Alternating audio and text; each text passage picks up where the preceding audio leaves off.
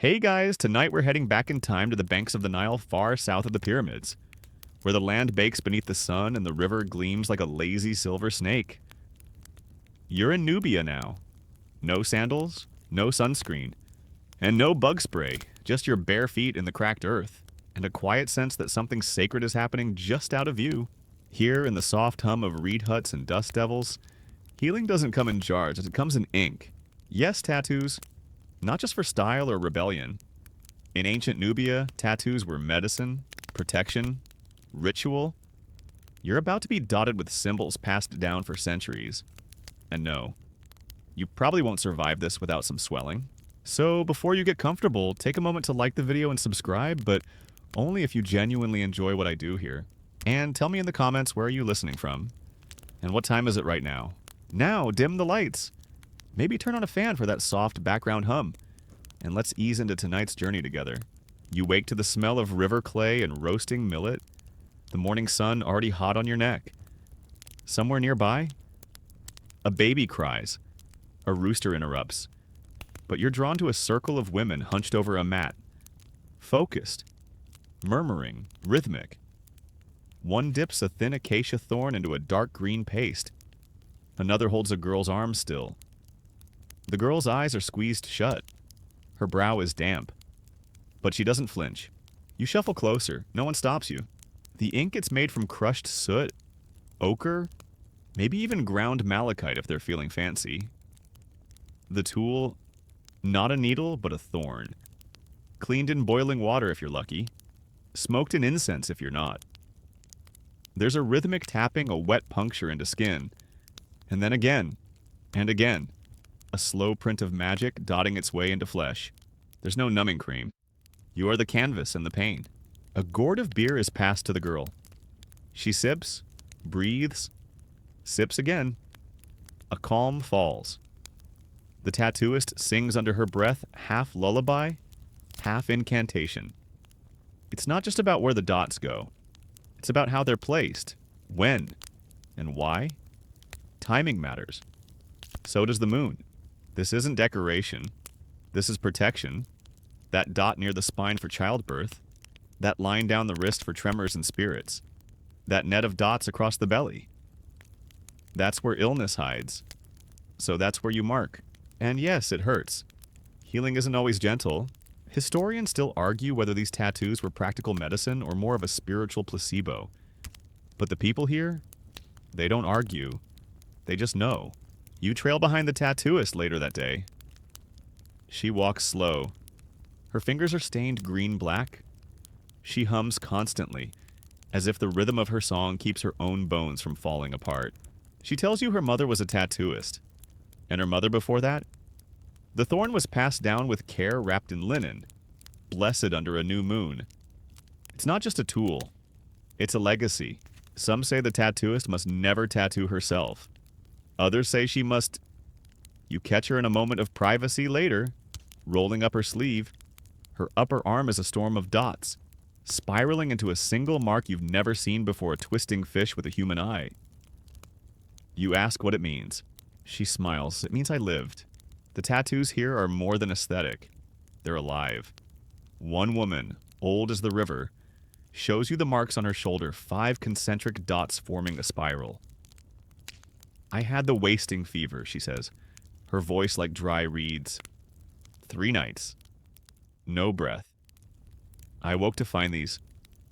My granddaughter did them while I slept. I never fell ill again. Was it the ink? The intention? The infection that fought fire with fire?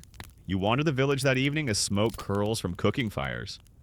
Everyone has tattoos, even the children's small ones on their ankles or necks.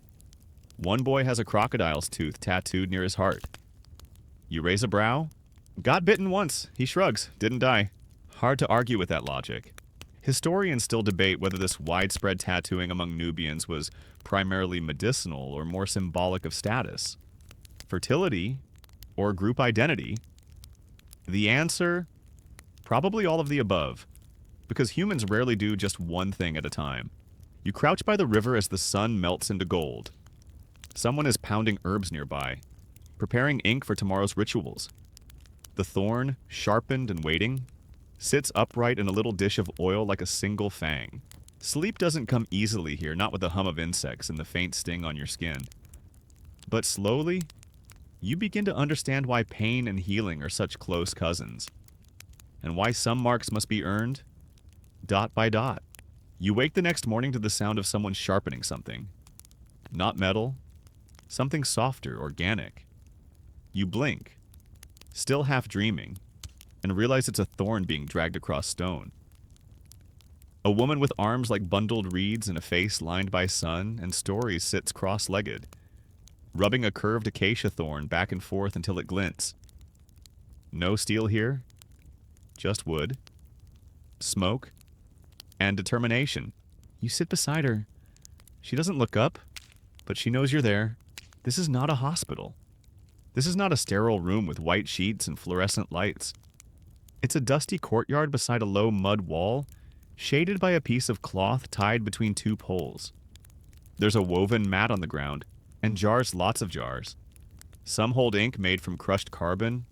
Some hold pastes made of soot and ash, spiced with oil and the occasional mystery root. You ask what the thorn is for. She taps it to her temple, smiles just enough to show she still has most of her teeth, and says, "Healing." You resist the urge to laugh, but she's not joking. Here. Healing begins with ritual. You don't just walk in and say, "Tattoo me." First, you're assessed looked over with eyes that see more than skin. A fever in your chest. A twitch in your fingers. Grief in your eyes. There's a tattoo for that. But first, the body must be read like a scroll. Only then can it be rewritten. A girl approaches, no older than 13. She sits with practiced calm and peels back her tunic. She's thin, all elbows and knees. Her belly is bare, her skin unmarked. She's ready. The healer dips the thorn into the ink, now mixed with a drop of blood hers, not yours. She murmurs something under her breath, a rhythmic chant that no one interrupts. The tattooing begins. There's no buzzing machine, just the soft, wet sound of thorn meeting flesh. Each prick releases a tiny bead of blood that's quickly blotted with cloth. The girl breathes in sync with the tapping. In, tap, out, in, tap, out. There's no crying. Crying would insult the process. You notice patterns start to emerge. A small sun near the hip, 3 dots beneath the navel, a line down the thigh. You ask what they mean. The healer pauses, wipes the thorn clean, and answers softly, "Protection. For the womb. For the bones. For the ancestors to see." You blink. Wait, what? Yes, the tattoos aren't just for you to feel better. They're for the dead to recognize you. To know you carry the mark of healing, of care, of someone who was looked after. In some cases, these patterns are believed to trick evil spirits into leaving the body. The dots, after all, resemble eyes. Many eyes. Always watching. Historians still argue whether this association with protective eyes came from Nubian beliefs alone, or if it was influenced by Egyptian symbolism slowly trickling south. The truth is lost in the sand, but the dots remain. You glance at the thorn, now tinged green-black, and wonder what else it's seen. How many fevers it's punctured. How many prayers it's held. Another jar is open, this one containing a mixture of myrrh, honey, and fat. It smells sharp and ancient.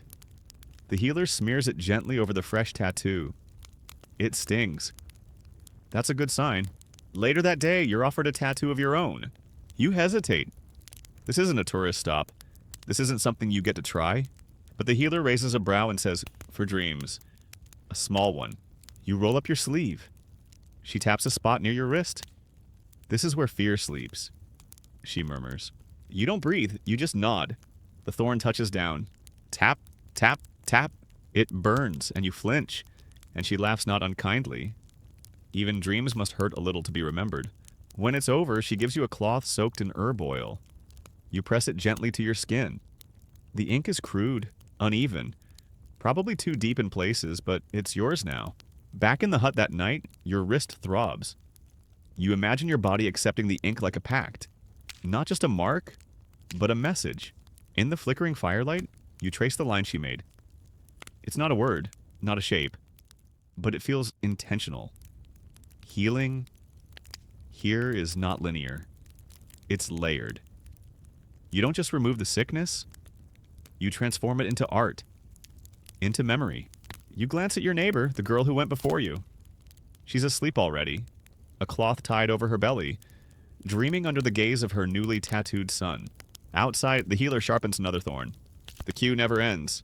You're awakened not by noise, but by silence, a thick, anticipatory stillness, like the moment before a storm breaks. You sit up, the pain in your wrist now a dull throb, pulsing in sync with your heartbeat. Outside, the village has gathered in a semicircle near the fire pit. A new patient waits in the center. She's older. Wrinkles spiral across her face like desert wind-carved dunes. Her back is straight, her jaw firm, but her hands tremble.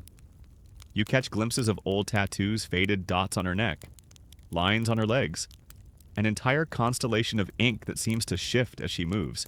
She has been tattooed before, but this is different. Today, she is here to be healed again. The healer steps forward and dips the thorn in thick ink, blackened with charcoal, softened with fat. This isn't a vanity mark. This is a reclamation. The older woman has been plagued by something deep, persistent chest pain, shortness of breath, a shadow she can't quite shake. And so the healer will do what she knows best: tattoo over the old pain.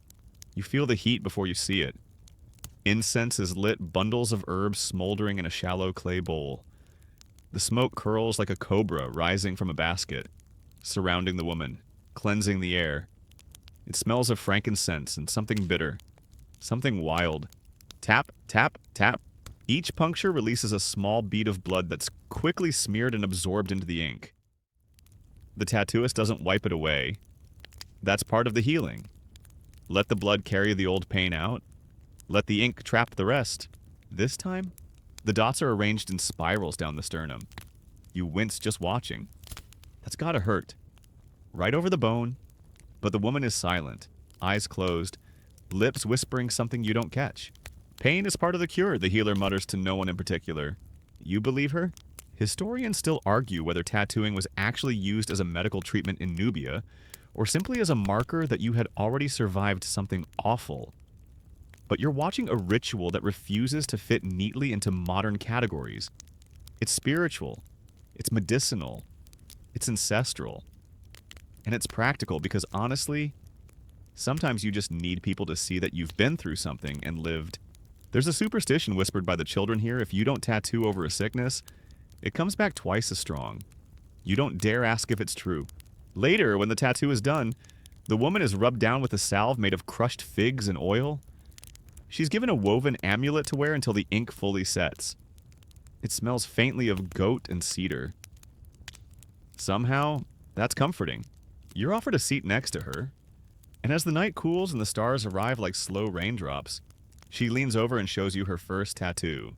50 years ago, she says, I was bleeding badly after a birth. They marked my feet. 2 dots on each heel. I lived. You glance at her heel. The dots are still there, barely visible, like scars with a purpose. She laughs, catching your stare. Now they tattoo me for my lungs. Maybe next time it'll be for my bones. Eventually, I'll just be a walking scroll. You both laugh, softly, like a joke shared with the ancestors. Somewhere nearby, a child is being comforted. You hear murmurs, the rattling of a gourd, the slow clap of someone marking time for a ritual. Life continues. Healing never ends. You watch the healer clean the thorn. She drops it into a clay pot of ash and water, then holds it in the smoke. She doesn't speak to it, exactly, but it's close. You ask if she believes the ink works. She shrugs. Sometimes, she says. Sometimes it's the pain that works, or the attention, or the song. Sometimes just the waiting. That night, you lie awake, staring at the ink on your wrist. It's swollen now. The edges puffed up slightly. It itches. That's normal. You press a cloth to it and whisper nothing in particular, just a sound. A breath. A small noise meant to reassure your body that it's still yours. You wonder what else you're carrying that could be healed this way. Not just fevers or aches, but things like shame, guilt, loneliness. Could those be pulled out through the skin? Could a line of dots somehow confuse a memory into leaving? The fire dies down outside. A drum thuds once, then silence again. You close your eyes and the ink hums beneath your skin. The next morning, you're already sweating before the sun fully rises. The Nile glows like liquid bronze, and the village's stirring baskets are shifted, fires are lit, and children chase goats in the dust like nothing in the world has ever gone wrong. But today, your attention is drawn to something quieter. A woman lies on her back in the shade of a fig tree, her arms splayed, her face calm. She's not sick. Not anymore. At least, not in the way people can see. The healer kneels beside her, preparing a special paste, this one a brilliant red. Crushed ochre mixed with pomegranate rind and something sticky. Probably resin. It smells like the inside of a forest, if forests existed here. She loads a new thorn with the pigment. This time, no soot, no black. This is different. This is sacred. The tattoo pattern she's preparing is a series of dots that form a net, a protective web, she calls it. It starts at the woman's stomach and fans outward in delicate lines, like the ribs of a palm leaf. The first dot lands. You flinch. But the woman doesn't. Her eyes are open, blinking slow. There's something trance-like about her. Her breathing is steady, deep. She's in a different place now, somewhere between sleep, prayer, and pain. The healer works steadily, tapping rhythmically, chanting as she goes. Dot by dot, she says under her breath. A spell unfolds. It's hard to look away. This isn't a treatment for a wound. It's preventative medicine, a barrier against what might come. A charm etched into the flesh. A message to fate itself, stay away from this one. You ask what the web is for. Fever, the healer replies. Grief, miscarriage, spirits that crawl. Spirits that crawl. She nods. They enter low, so we guard low. You try not to think about it too much. Historians still puzzle over tattoo placement in Nubian mummies. Many tattoos were found on the lower abdomen, thighs, or back areas associated with fertility, birth, and protection. Some suggest they marked pressure points. Others believe they reflected the ailments a person had survived, or hoped to avoid. Here in the present, or what feels like the present, you can't ignore how deliberate each dot is. Nothing is random. The lines may seem abstract to your modern eye, but they're code. You just don't know the language. Later, you speak with a woman now covered in fresh ink. She lies with a wet cloth on her forehead, sipping a bitter tea made from tree bark. Her eyes are bright. She tells you that her last pregnancy ended with pain and silence. I bled too early, she says. The baby didn't stay. This tattoo, she says, will change that. Not just in her body, but in her story. The ink will remind the gods or her own cells. She doesn't really care which that she's protected now. She's ready now. You wonder if your own body has ever been told it's ready, or protected, or forgiven. The children peer at her stomach with fascination. One traces a dot with her finger and whispers, "It looks like stars." "Maybe it is," the woman replies. "Maybe they help you remember who you are when you feel lost." That evening, you overhear an older man scoff at the idea of healing tattoos. "Nonsense," he mutters. "You want to keep sickness out. Don't eat fish that's been out too long." He slaps a fly off his leg. Ink won't save you from stupidity. Others chuckle, but the healer doesn't argue. She just smiles, rolls up her own sleeve, and reveals a delicate line of spirals etched into the inside of her elbow. "I had the bone ache," she says simply. "Couldn't move my arm for weeks. Then I was marked. I'm still here." Some scoff, some nod. No one agrees. That's the thing historians still don't agree either. Was the ink the cure, or was it coincidence? Did it heal, or did it simply say you were healing? And does that even matter? You sit with the healer later, watching her clean the thorn by firelight. She tells you that when she tattoos someone, she tries not to think of their illness. She thinks of the space around it, the hope, the healing that hasn't happened yet. "You don't draw the sickness," she says. "You draw the road away from it. You fall asleep with those words tucked under your ribs like a charm." The next day, the woman with the red web tattoo walks through the village slowly, barefoot, arms lifted slightly as if carrying an invisible gift. She smiles more. Her steps are steady. The children have already memorized her pattern, tracing it in the dust with their fingers like a game. Somewhere nearby, a new batch of ink is boiling over fire. Someone is getting ready for their own road out. The next day unfolds like steam, slow, hot, and oddly fragrant. You trail behind the healer as she makes her rounds. People wave her down with complaints of swollen knees, aching backs, too many dreams. One man even points at his shadow and mutters, "It's heavier than usual, you don't question it." Ooh. But then you see her, the woman with the blue dots. She walks with a kind of quiet power, like she's not afraid of anything that breathes or bites. Her skin, the deep brown of wet clay, is dappled with dozens of small indigo marks. Not just on her arms and legs, but curling behind her ears, spiraling down her neck, ringing her wrists like bracelets made of storm clouds. She sees you looking, of course she does. "You want to know what they mean," she says flatly. You nod like a guilty child. "They mean I've survived." She sits down, adjusting her linen shawl, and beckons you closer. "Come," she says, "I'll show you the map." And what a map it is. Each set of dots, each line, each blue crescent is a memory. That set near her ribs, dysentery. I bled like a goat. The coil above her knee. Snake bite, didn't die. A faded star on her ankle. My daughter was born early. I lived. She didn't. This one is for her. You swallow, hard. She points to a spiraled pattern at the base of her spine. That's for the time I couldn't breathe right. I thought my chest would cave in. She taps it twice. The ink reminded my lungs they had work to do. Was it the ink, the pain, the ritual? She shrugs. Does it matter? Historians still argue about whether these tattoo patterns were a kind of biography visual timelines of health crises, or if they were purely symbolic. Some researchers believe the colors themselves had meaning: blue for protection, black for grief, red for strength. But ask around here, and they'll tell you it's not the color that heals. It's the intention. The woman lifts her chin.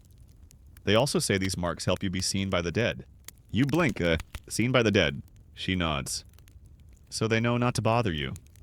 You're already spoken for. You look again? The tattoos feel less like decoration now, and more like a contract. Later, you see her among the others, moving through the village like a figure out of myth. Children follow her like ducklings. When she speaks, people lean in. She's not the healer, but she's something. A living record. A blueprint of pain and perseverance. She tells you that no two tattoo maps are the same. Even when the illness is identical, everyone's healing path winds differently. Some people need straight lines, she says. Some need circles. Some need a god's face peeking out of their hip. Don't ask why. She shows you one last tattoo, a small one. Barely visible, behind her left ear. It looks like nothing. Just a faint smudge of blue. "For nightmares," she whispers. "From when I was a girl." She doesn't say more. She doesn't have to. That night, lying under a sky heavy with stars, you think about what it means to carry your healing, to wear it, to show the world, look, I hurt here, and I lived anyway. You wonder what your own map would look like. What would the ink say? Where would the dots go? You imagine a small spiral on your chest for that year you couldn't stop crying. A crescent on your ribs for the loss that didn't leave. A single dot behind your ear for the thoughts that whispered too loudly in the dark. Healing here isn't just recovery, it's testimony. And as the fire crackles low and the woman with the blue dots sleeps near the edge of the village, you feel it a strange calm, a kind of slow acceptance inked deep beneath your own skin. You're not healed, but you're marked. And that's a start. You wake to a high, lilting chant and the rustle of linen skirts. Outside, near the village well, a small crowd has gathered. In the center stands a young mother, her belly round, her eyes tired but steady. Two children cling to her legs, sticky with mango juice. But it's not about them, not today. Today, it's about what hasn't happened yet. The healer is preparing a fertility tattoo, what she calls womb magic. It's one of the most sacred designs. Not because it's the most beautiful, but because it's stitched with hope. You take your place in the shade, the dusty ground warm under your thighs. You can hear the thorn tapping before you see it sharp, wet, deliberate. The ink today is mixed with the bark of a tree that only grows near the second cataract of the Nile. Its name translates roughly to life stubborn enough to bloom. Seems fitting. The tattoo begins at the lower belly, right where the curve of the womb rises like a crescent moon. 3 dots, a small triangle, a line arching downward, like a smile. They say it catches the baby, whispers an elder beside you. You squint, catches. So it doesn't fall.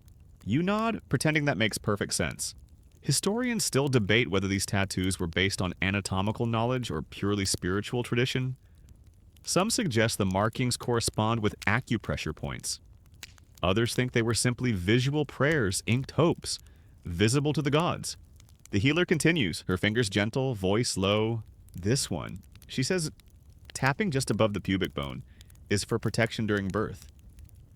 She dots a tiny spiral there. This one, tapping the side of the hip, is to bring strength to the mother's back. You watch the mother breathe deeply through each stroke, her eyes never leaving the horizon. She's not scared. She's ready. She's been marked. A chorus of women begins to hum softly. A circle is forming, not physically, but emotionally. You feel it.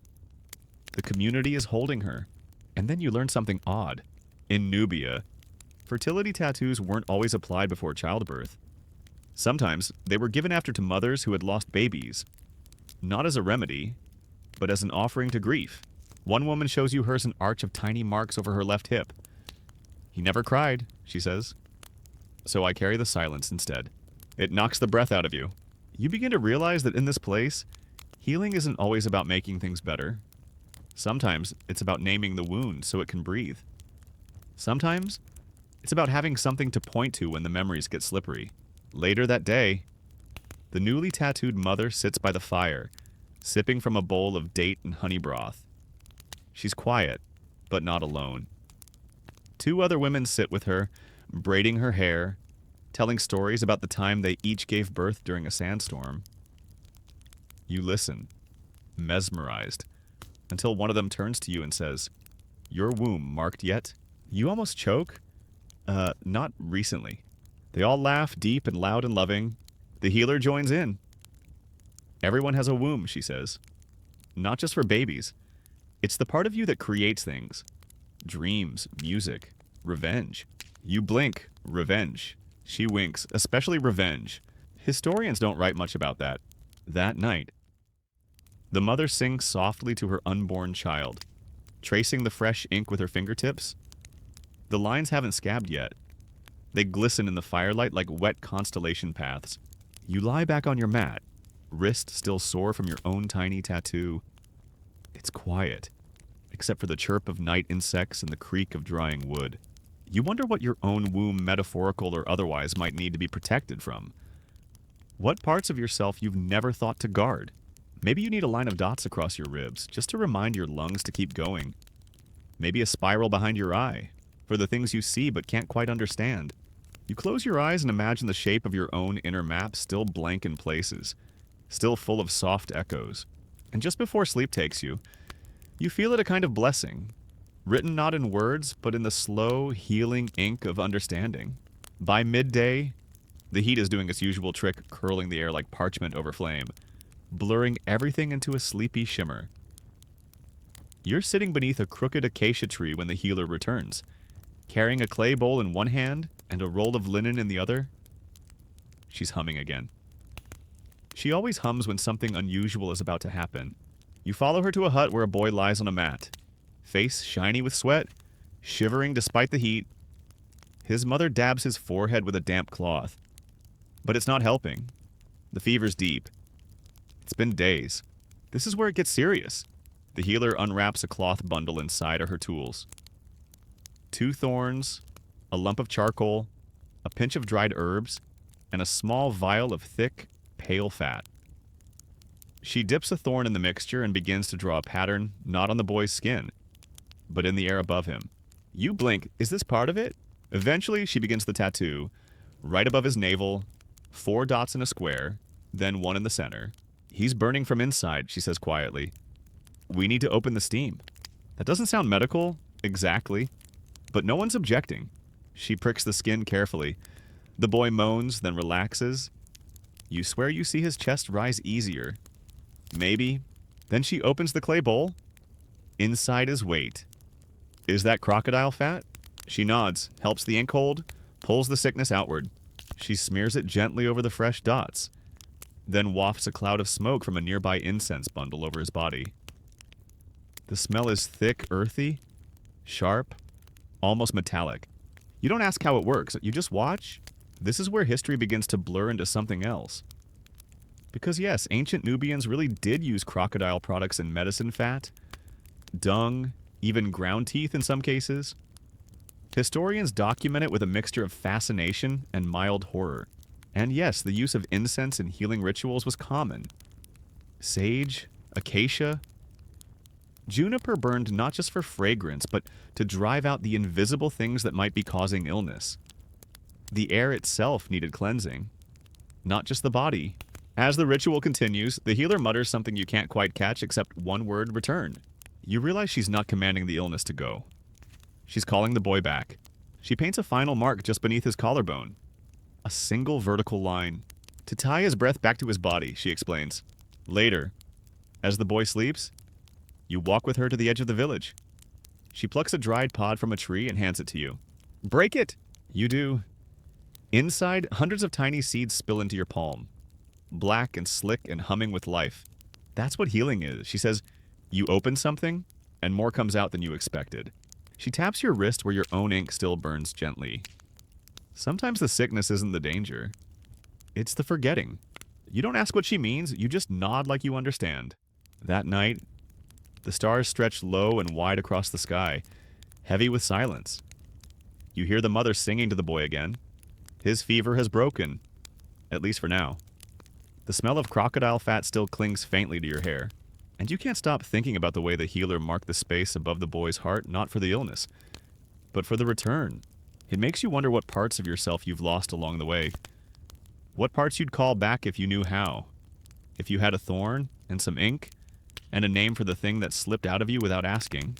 Maybe healing is partly about getting something back. A memory, a breath, a little softness around the ribs. Or maybe it's enough just to be witnessed. Either way, the dot remains. The next morning, the healer is already busy by the time you step outside.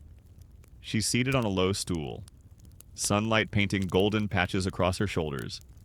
And before her kneels a man covered in tiny gods. No, not metaphorically. Tattooed across his arms. Chest and neck are dozens of miniature figures, some fierce, some comical, some with eyes too big or teeth too small. You blink. One looks suspiciously like a lion with a human nose. Another is definitely a frog holding what might be a knife. Deities, the man says proudly, flexing his forearm. All of them. You sit beside him, unable to look away. His skin is like a scroll crammed with divine graffiti. He chuckles. I'm a merchant. I travel. Roads are full of snakes, thieves, sickness, and boredom. These he gestures at the ink, they keep things interesting. You ask if he believes they actually work. He shrugs. 2 years ago I stepped on a scorpion. Should have died. My leg turned blue. Started puffing up like baked bread. But I had just gotten this one. He points to a squat figure with 6 arms and what appears to be a tambourine right over the bite. You wait. I didn't die, he finishes. You want to argue? That's not exactly proof. But the healer speaks up without looking. You only need protection to believe in itself. Historians still puzzle over these types of tattoos. Were they personal talismans? Clan symbols? Deity affiliations? One theory posits that travelers and soldiers carried these sacred symbols not just for protection, but to visually declare their alignment with local or regional gods, kind of like spiritual passports. And then there's the fringe theory that the tattoos themselves were believed to host a fraction of the god's essence. A sliver, a spark, just enough to whisper, "You're not alone." The merchant continues, showing off his ink. A tall, bird-headed god looms over his shoulder blade. This one's for lungs, he says. Helps with dust, Or so I was told. Another has a sun disk over its chest, hands outstretched. For clarity, one figure is scratched and fading. For love, he mutters. Didn't work. You laugh.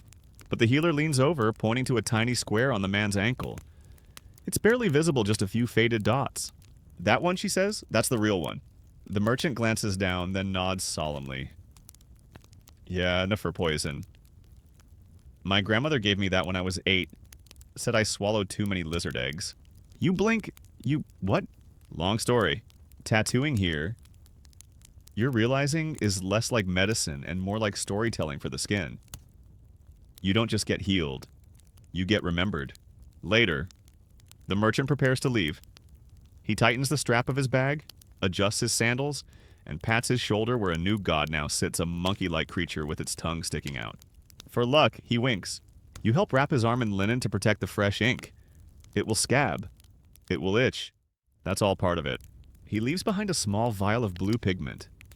For the next traveler, he says, pay it forward. That night, the stars feel sharper. The air is restless. You sit beside the fire, looking at your own tattoo, just a dot, barely healed. You wonder which tiny god you'd carry with you, if you had to choose. Maybe one that watches over late-night thoughts? Or one that chases dreams back into your chest when they try to leave? Or maybe a god that does nothing at all, just sits quietly and listens. Because sometimes that's enough. You fall asleep with the image of the merchant fading into the night. Little gods twinkling on his skin like constellations that only he can read. And for once, you feel protected. The next day, a loud debate breaks out by the water jars, and in true Nubian fashion. It's not about politics, goats, or borrowed tools. It's about tattoos. Specifically, whether they actually do anything. You wander over, pretending to need water, and catch the middle of it. Two elders are arguing. One, stooped with age but sharp-eyed, insists that tattoos channel divine energy into weak spots. The other, barefoot and cranky, snorts loud enough to scare a bird off the thatched roof. Marks on skin can't fix a broken stomach. He scoffs. You want to heal? Eat more lentils, drink less river. The crowd murmurs in appreciation. Everyone loves a river joke. But the healer interrupts from her stool nearby, where she's mixing paste in a cracked bowl. It's not the tattoo that heals, she says mildly. It's the attention. Silence. You sit beside her. She hands you the bowl sticky with gum arabic and crushed charcoal. It smells like rain and burned wood. You mark someone, she continues, and suddenly everyone sees them, feeds them, remembers they're here. Historians still argue about this very thing. Were these tattoos a direct medical intervention or part of a much broader, more holistic healing culture? Evidence points in both directions. Some believe the needles pierced through infection points, releasing pressure or stimulating the immune system. Others argue that the tattoos were merely indicators, a visible way of telling the community. This person needs care. You glance around. Everyone is watching the healer now. Everyone is paying attention. One young girl pipes up. But if tattoos help sick people feel better, isn't that still healing? A slow smile spreads across the healer's face. Exactly. The grumpy elder grumbles and walks off, kicking a stick. You can't stop thinking about it, this idea that healing begins with being seen. Later, you visit a woman with tattoos that wind up her arms like vines. She laughs when you ask if they cured her. Of course not, she says. But they gave me something to hold on to while I got better. She describes a fever that melted her strength like wax. Her family was afraid. No one knew what to do. Then a tattooist came and inked a figure 8 on the inside of her elbow. Not magical, she says. But every time I looked at it, I remembered that someone still believed I might live. She lifts her arm. The ink is faded, the line's uneven, but it's still there, and maybe that's enough. You ask the healer if she's ever tattooed someone who didn't make it. She nods. Quiet. More than I'd like. You wait. But those marks are important on 2. She says. They tell the story. They say, we tried. They say, you mattered. You think of all the invisible things you've tried to recover from the griefs with no name? The hurts that never got a funeral? Maybe a tattoo wouldn't have cured them. But maybe it would have helped to see them. To name them. To give them form. As evening falls, the healer pulls out a fresh thorn and hands it to a young apprentice. She guides her fingers, shows her how to hold it just so. Not too deep, she says. Ink doesn't need to reach the bone to be believed. You smile? That might be your favorite line yet. Before sleep, you trace the line on your wrist again. The swelling is gone now. Just a dark ridge. Soft at the edges. It doesn't do anything. Not really. But it feels like someone once saw you clearly enough to leave a mark. And tonight, that's all the medicine you need. You wake before the sun this time. The air is velvet cool and smells faintly of ash and crushed leaves. Today, the healer has something different to show you. She waves you over, finger to lips, and leads you quietly, reverently into a small hut near the edge of the village. Inside, it's dark and still. No fire, no chatter, just a low platform, a basket of dried herbs, and a body wrapped in linen. A mummy. You blink. You weren't expecting this. She was important. The healer whispers. A priestess? A dreamer? A woman who walked between. You approach slowly, as if your footfalls might wake her. She's mostly bone now, tightly wrapped, skin like oiled parchment. But on her back clear as ink spilled just yesterday are tattoos. Dark, deliberate marks spiraling from the base of her neck down her spine. Some say they were for pain, the healer says. Others say they let her speak to gods without burning. Historians still argue about tattoos on mummified Nubian women, especially one discovered with symmetrical dots along her lower spine. Some suggest it was therapeutic, possibly to ease back pain or sciatica. Others argue it was ritualistic, perhaps intended to ease childbirth or to mark spiritual rank. But here, no one calls it a mystery. They call it evidence.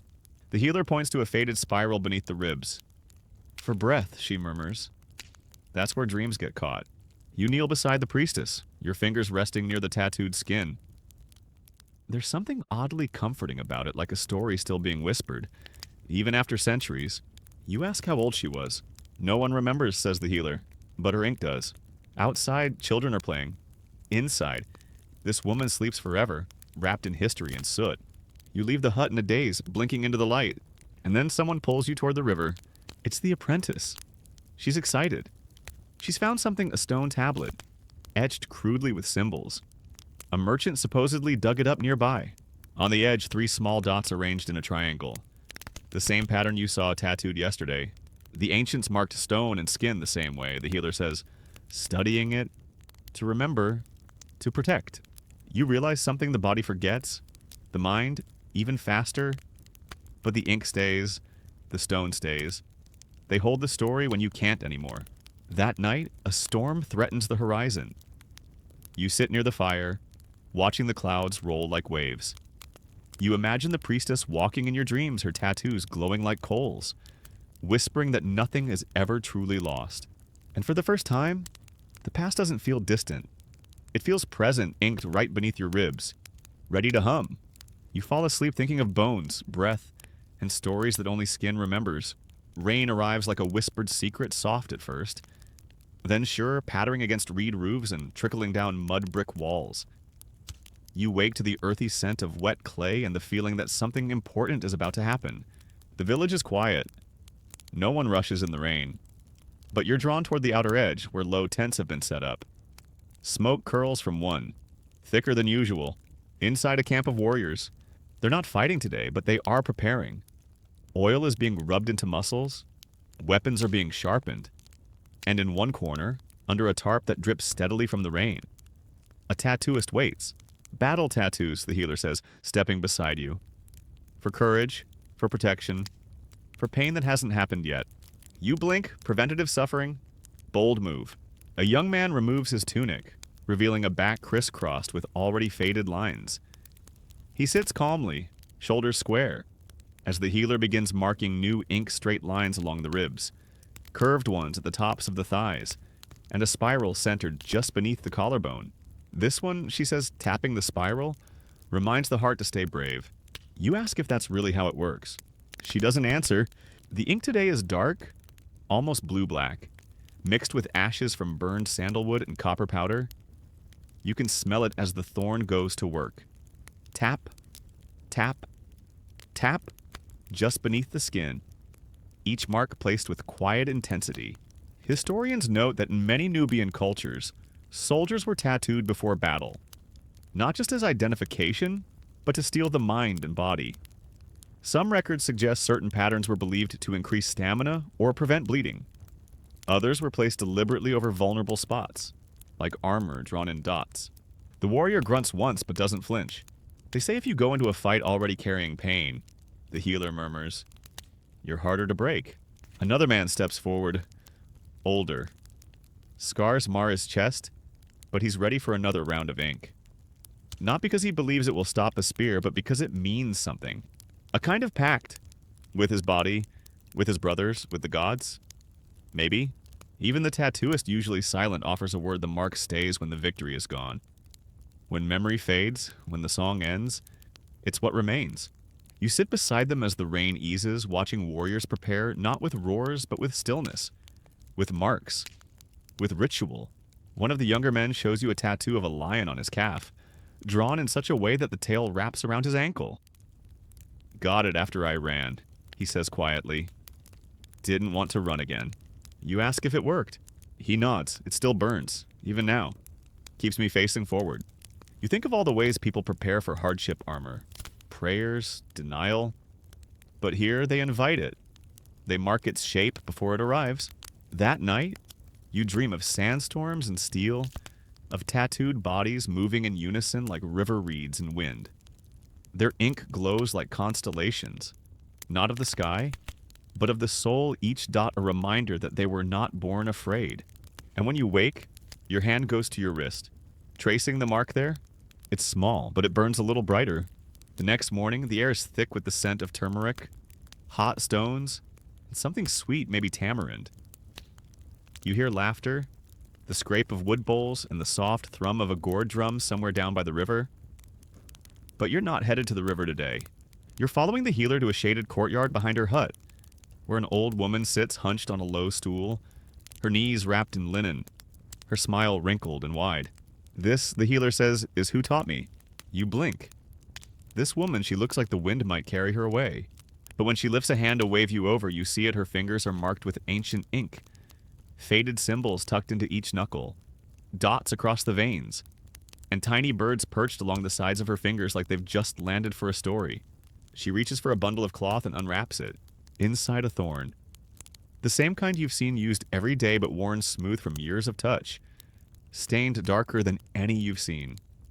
She cradles it like a relic. It belonged to her grandmother, the healer says. Same thorn, same hands. You sit cross-legged in the dust as the old woman begins to speak.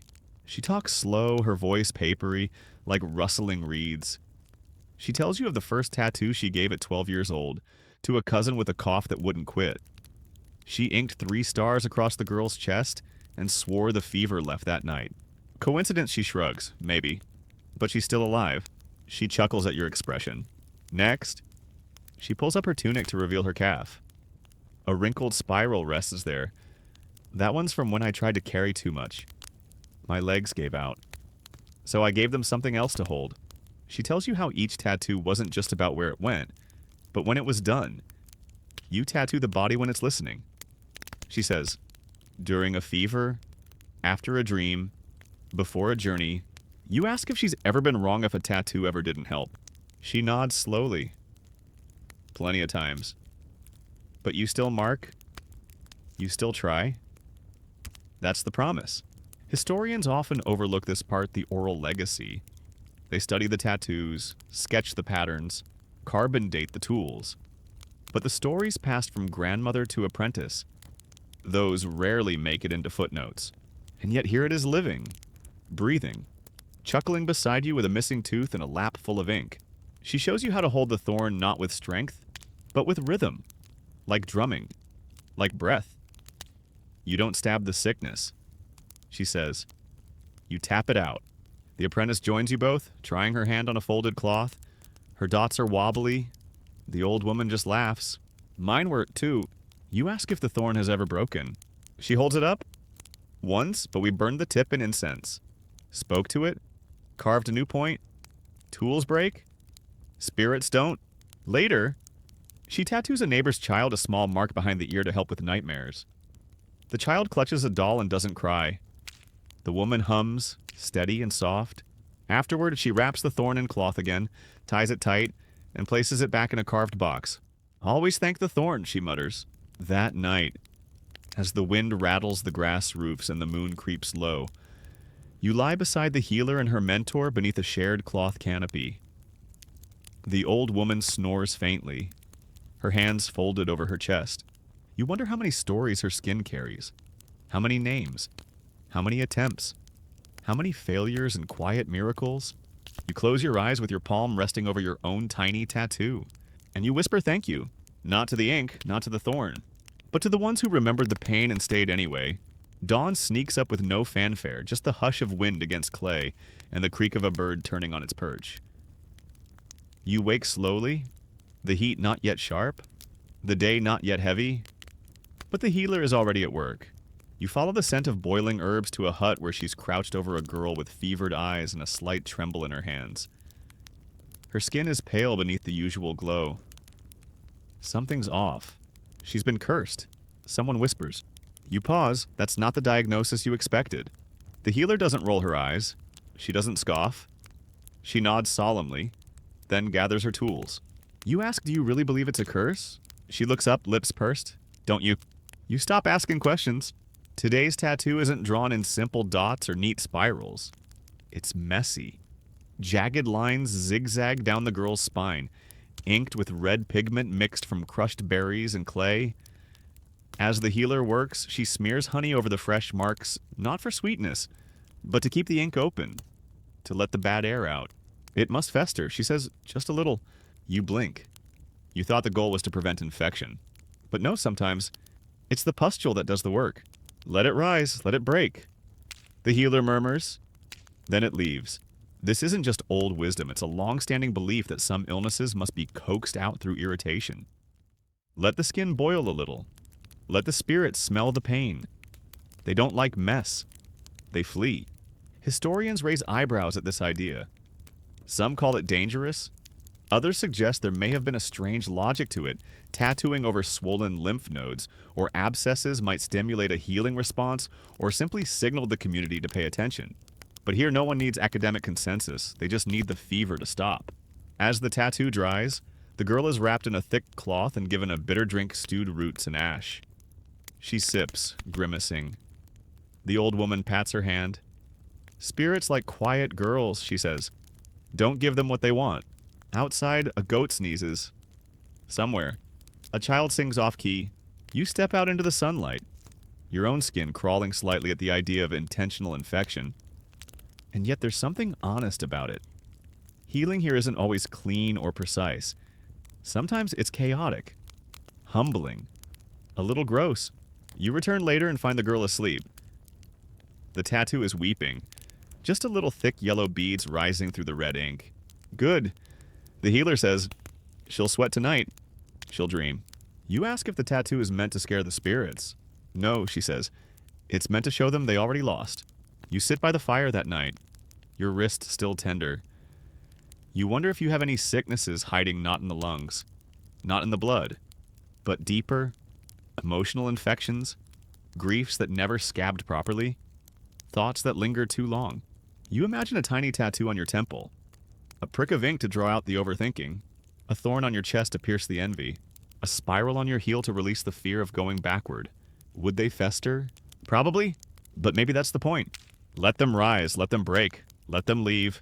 By now, you've become part of the background. No one flinches when you hover near the healer. Children hand you bowls without being asked.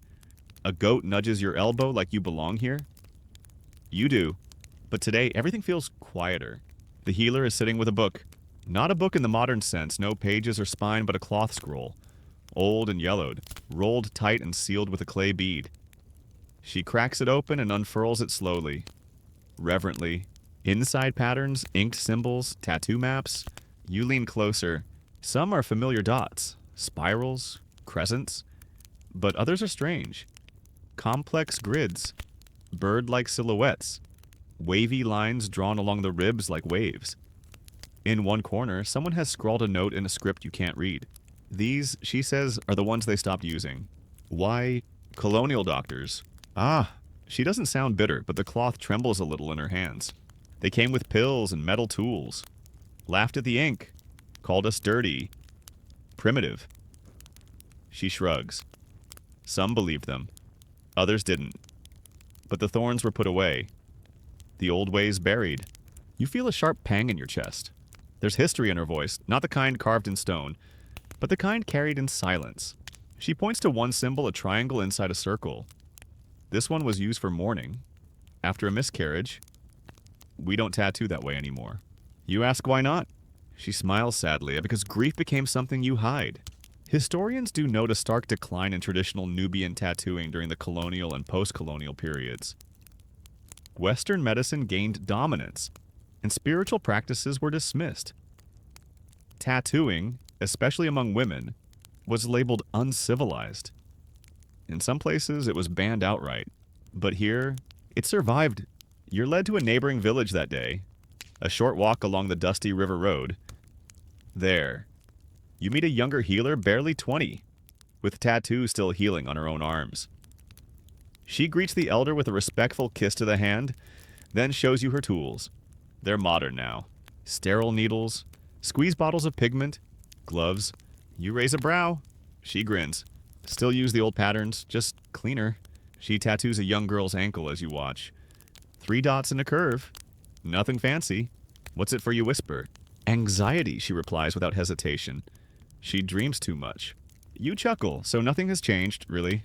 This healer talks fast, works fast, but she still sings under her breath, still blesses the cloth, still listens to what isn't being said. I went to school, she says, learned medicine. But this is also medicine, not either or. Both. You feel something lift inside your chest. Hope, maybe. You return to the first village at sunset. The healer is waiting by the fire, eyes watching the smoke twist into shapes. She says nothing for a while. Then some things disappear, but others hide, wait, return. You nod, watching sparks drift upward. You think of all the things you've hidden, all the rituals you forgot, all the ways you've tried to become more acceptable, even to yourself. Maybe healing isn't about erasing the past. Maybe it's about unfolding it, ink by ink, story by story. That night, you sleep with the scroll pattern still flickering behind your eyes, and a quiet voice whispering that not everything that fades is truly gone. Some things are just waiting to be remembered. It's your last morning here. You wake to the hush that follows a full moon, everything just a little slower, like the world itself is exhaling. The healer greets you with warm millet and a knowing smile. No words, just the gentle nudge of something coming to a close. But before you go, there's one more thing she wants you to see. She leads you down a narrow path to the riverbank, where a low stone platform juts out over the water. On it, a woman sits with her feet in the shallows, sleeves rolled high, and sun painting silver on her arms. She's old, not ancient, but marked by time. Her skin is loose around her elbows, her shoulders rounded with the weight of many years. She's here for a ritual, not to receive a tattoo, but to let it go. You blink. Wait, she's removing it. The healer shakes her head. No, just saying goodbye. The woman dips a cloth in the river and begins scrubbing her forearms. Not harshly soft. Circular motions. Her tattoos don't fade. Of course, they've long outlasted skin cells and sunburns. But this isn't about erasure. She's washing the grief off the ink, the healer explains. You sit nearby, stunned by the quiet reverence of the moment. The woman finishes, pats her arms dry, and lifts them to the sun. Her tattoos shimmer faintly. No brighter or darker than before, but something has shifted. She turns to you, smiling. This one, she says, pointing to a vine-like coil near her elbow, was for my husband. It ached when he left, but now it hums. You don't ask where he went. You already know. She continues, I don't want it to protect me anymore. I just want it to remember him. Softly, you nod, heart tight. That's the thing no one really tells you about tattoos, especially healing ones. They change. What started as a shield becomes a memorial. What once held a wound becomes a story. And the pain that shaped it all that fades, eventually into something almost gentle. You return to the village slowly, feet dragging. The healer hands you a cloth bundle, inside a thorn. Old, smooth. Yours now? Mark something, she says, even if it's just a moment. You promise you will. And then you're standing at the edge of the village, The sun rising behind you, your tattoo warm on your wrist like a whispered memory. The wind shifts, the river flows. Life, as always, continues. But something in you is inked now soft, invisible, sacred, and it will hum when you need it. So now you lie back wherever you are, blanket pulled just a little higher, eyes soft with sleep, and your breath slower than before. Imagine the warmth of the Nubian sun still touching your skin, the cool hush of river water lapping nearby, the quiet crackle of a fire just outside the hut where laughter fades and dreams begin. You see the patterns in your mind, spirals of soot, dots of blue, quiet prayers pressed gently into the skin. Not loud, not dramatic, just enough. Enough to remind you that healing doesn't have to be perfect, or even complete. Sometimes it's just about marking the moment. A dot here for courage, a line there for grief, a little god tucked near the collarbone for the days that won't let up. And you carry your own ink now, even if no one else can see it. You carry what you've survived. Let it hum beneath your skin. Let it settle you. Let it remind you that you're not alone. Because somewhere out there, a healer is still singing. A thorn is being sharpened.